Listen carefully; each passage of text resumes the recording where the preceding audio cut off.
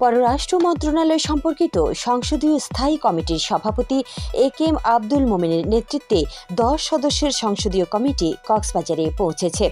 গতকাল সন্ধ্যায় কক্সবাজার বিমানবন্দরে এসে পৌঁছালে জেলা প্রশাসক মোহাম্মদ শাহিন ইমরান ফুল দিয়ে তাদের স্বাগত জানান।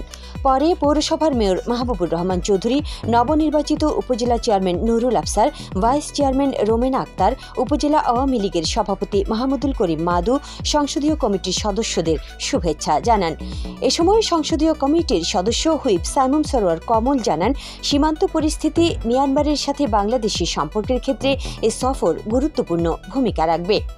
সংসদীয় কমিটি আজ সকালে রোহিঙ্গা ক্যাম্প, বিকেলে খুরুশকুল আশ্রয়ণ প্রকল্প, সরকারের বিভিন্ন উন্নয়ন কর্মকাণ্ড পরিদর্শন করবেন এবং বিকেলে শরণার্থী ত্রাণ ও প্রত্যাবাসন কমিশনার কার্যালয়ে পররাষ্ট্র মন্ত্রণালয় সম্পর্কিত সংসদীয় স্থায়ী কমিটির বৈঠকে যোগ দেবেন। বৈঠকে পররাষ্ট্রমন্ত্রী ড. হাসান মাহমুদ উপস্থিত থাকবেন।